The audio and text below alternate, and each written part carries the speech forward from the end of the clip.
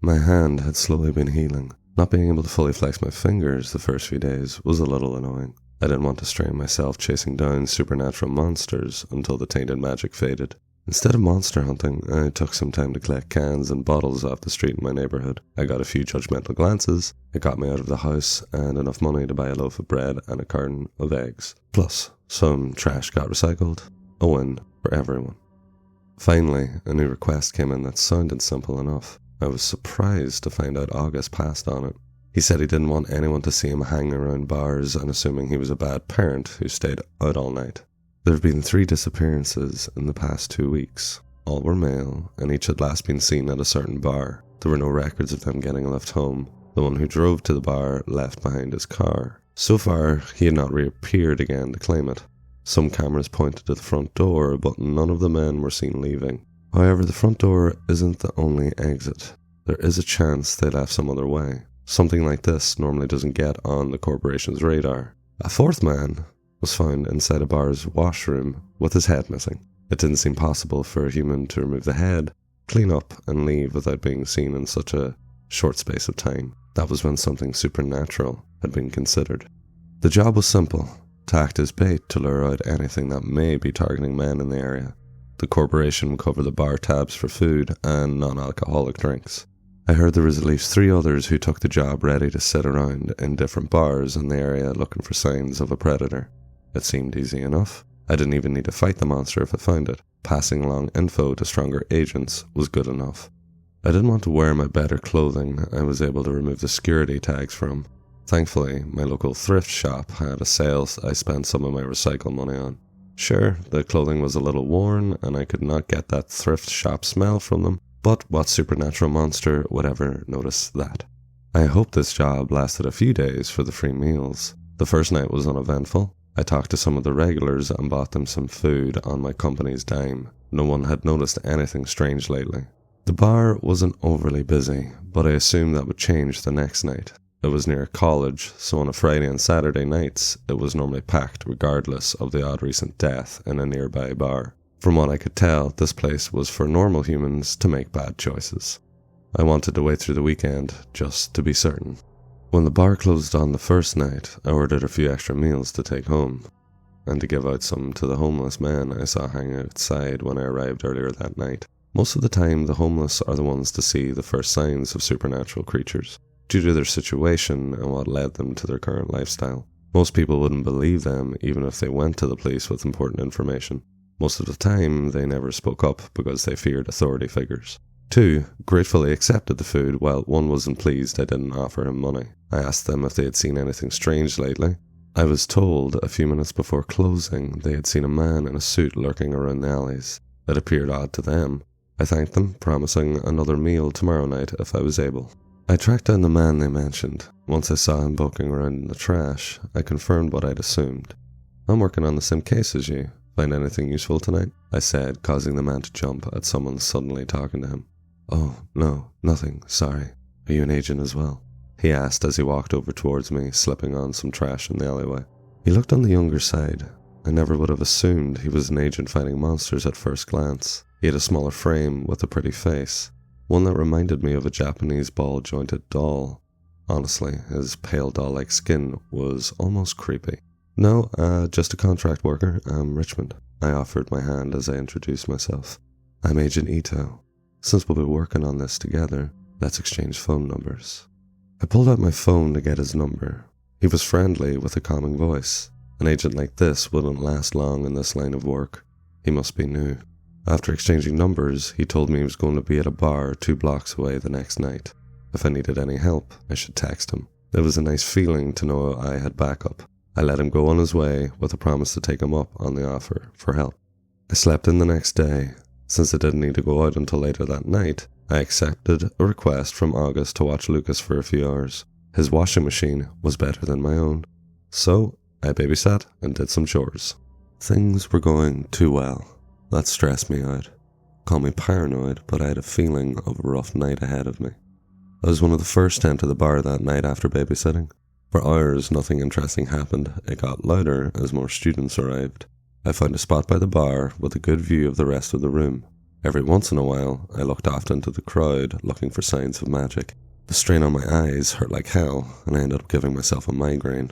Being able to see magic and sometimes pass the human mask monsters wore didn't help me get jobs done as often as someone might think. I couldn't control the sight very well in such a large crowd. Most of the stronger creatures knew how to hide their powers even from my eyes. There was also a surprisingly large amount of harmless half-breeds. Some people weren't even aware they had something other than human in them, so someone with more magic than normal wasn't a reason to be overly worried. Halfway through the night, it was starting to look like a bust. That was until a person sat next to me, making it clear the night was going to get interesting. A set of blue eyes landed on mine. I found myself staring at one of the most beautiful women I've ever seen. Her long brown hair fell over her shoulders in waves. Her white turtleneck sweater was plain, but it didn't need to be anything fancy. Her perfect features drew your attention away from what she was wearing. It took me a second to realize she'd asked me to buy her a drink. I waved over the bartender and paid for one with my own money. The corporation was only covering soda and juice. She thanked me with a smile that made me look away. When I looked back, I was once again caught by her beauty. "What's your name, handsome?" "I'm Cameron," she asked when her drink arrived. "Richmond," I replied. My mouth felt dry just being around her. She gave another blinding smile that caused me to wonder if she was dangerous or not. You didn't need special eyesight to see she wasn't human. She was clearly a hunter on the prowl. "What's a guy like you doing in a college bar like this?" she pressed in a somewhat teasing tone. My job had worn down my features. I looked at least 10 years older than I really was. A bar like this was a great spot for a creature to pick up easy targets. A chill went down my spine as I realized I might have come across the reason why men had started going missing. "I'll tell you if you can keep a secret," I said as I lowered my voice. She leaned in, face bright and ready. "I'm keeping an eye on the bar for a good reason," I started. "Is it because of the headless man in the bathroom a while ago?" she asked, face flushed with excitement. I focused on her reaction. Cameron looked happy to be talking with someone she thought to be a cop instead of fearful she would get caught. Was she a man-eating monster or just a true crime junkie? "Something like that. What brings you to a bar like this?" "You don't seem to be part of this crowd," I pointed out. She looked over the room, her eyes staying on certain younger guys for a few seconds. She wasn't hiding her hunger very well. I hoped she hadn't realized I knew of supernatural creatures and assumed I was into local gruesome events like herself. "The guys here are easy. I smile at them and I can take them home. Speaking of which, do you want to stay with me tonight?" she offered as she rested her chin in her hands. My mouth got dry again. I took a long sip of my drink, hoping she would forget the offer in the next few seconds. She patiently waited for my answer. It was tempting. Very tempting. I almost said yes before I let my real brain think for a moment. "I'm not really your type. I'm honestly pretty depressing when you get to know me," I half joked, hoping that scared her off. "I love pathetic men. The sadder, the better," she countered. "I'm working," I said with a slight nervous shake in my voice. "I'm not asking for a quick hookup in the bathroom. I can wait until the end of night." She reached out to take my hand. My body felt hot from the touch in an unnatural way. If I gave in, I risked getting my head torn off. My head was muddled by her perfume and the very little self-preservation I had left. "You're very pretty," I blurted out. I felt my face turn red. I meant to say she was out of my league, and I was not going home with her. "I know," she said cheerfully. I stared at her, admiring her confidence. For some reason, we both started laughing. Once we calmed down, I was able to think through a few facts. The creature who had killed the 4 men went after older targets. Cameron wasn't stressed out by my admission that I was working on the case. I doubted she was going around ripping heads off. She wasn't human, that much was clear. But I think she was a creature that drained something from their victims, but kept them alive. I didn't see any pointed teeth when she smiled, so I doubted she was a vampire. They were real, but full-blooded ones were very rare nowadays. "I can help you with this job of yours. I like helping. If I'm useful, a certain corporation gives me nice perks," Cameron said and pulled back a little. So that's why she approached me. She thought I was either an agent or was connected with them. She knew a supernatural creature was lurking around aside from herself, but she also could have been lying or acting in a way that made me not suspect her of the murders. I had nothing besides my feelings to decide whether or not to trust her. A reason suggesting she wasn't the monster I was after soon came when my phone pinged.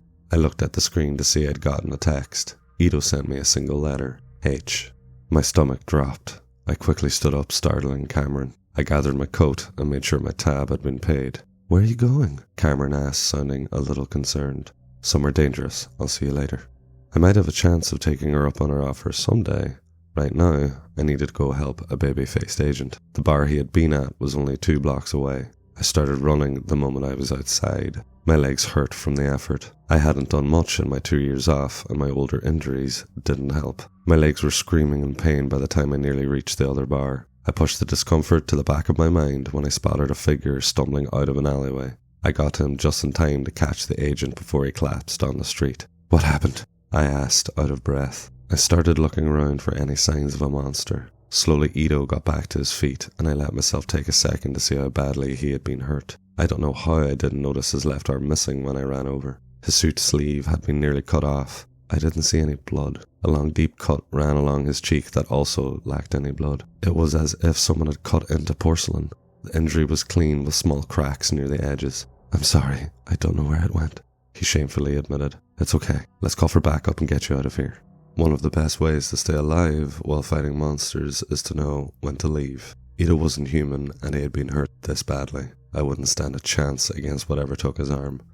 I only had a knife and a handful of charms on me. I still couldn't afford a gun with effective bullets. Ito bit his lip, hating the fact I was right, and we needed to go. A sound came from the alleyway he just came out of. It was too dark to see what caused the noise. The agent got in front of me just in time to block a sudden attack. A long hand made up of twisted flesh came from the darkness. It hit his shoulder hard, making a cracking sound. I swiftly brought out my knife to slash at the deformed arm, drawing blood and causing it to dart back. "Run!" Ito pleaded. I refused to leave him behind. I grabbed a hold of his good arm, ready to drag him when the monster came into view. It looked like a normal person. My blood ran cold with fear when I realized the face belonged to the man who was currently missing his head. I watched in horror as the flesh under the tattered shirt started to move. Within seconds, the body transformed into a squirming, moving pile of flesh. So many bodies constantly moved around into each other, rotating between gruesome forms. Countless arms sprouted from its sides, each with jagged nails ready to kill us. I grabbed a piece of paper out of my pocket, ready to attack. My body froze again when I heard another awful sound. A woman's scream took my attention away from the monster long enough to see that Cameron had followed me. My heart sank knowing the creature now had all of its eyes focused on her. It wanted the best meal, and she clearly had more magic than us. I moved in time to slap a charm on one of the creature's arms. I tried to get to Cameron, but I was too late. A blast went off, knocking me off my feet. Charms are paper with spells written on them. The spells could do almost anything if you put enough magic inside to power them. The most popular ones are charms that explode 3 seconds after it's stuck to something. They're basically magic hand grenades. The more powerful ones are more expensive. My basic charm knocked back the monster, but it also knocked back the rest of us. I lifted my head, my ears ringing from the blast. I was on my stomach, legs aching. I saw Cameron on her side too far away to reach. Her long hair covered her face. I smelled the magic in the air and thought I heard the monster screaming. My breath caught as my heart started to beat fast. It felt like my body was sinking into the ground, into a terrible day that happened 2 years ago. I could no longer see the present. I only saw my old partner bleeding out on the ground. Her body was torn up from the attack I failed to protect her from. I knew this had happened already, and yet I couldn't get myself to move. I needed to snap out of it, or else another person would die because of my inaction. It hurt. The thought of her hurt so much. At that moment, I was there, half dead, legs missing, and too weak to change anything. I shut my eyes tight, trying to get my breathing under control. No matter what I did, my thoughts always went back to the worst day of my life, back to her. Suddenly I thought of the first time I met August. His pamphlets had WWJD printed on them. My old partner's name started with a J. I would often mentally say WWJD when in trouble. I hadn't remembered that for 2 years. What would she do in this situation? Simple. She would get back up. I had gone into debt for these new legs. I needed to use them.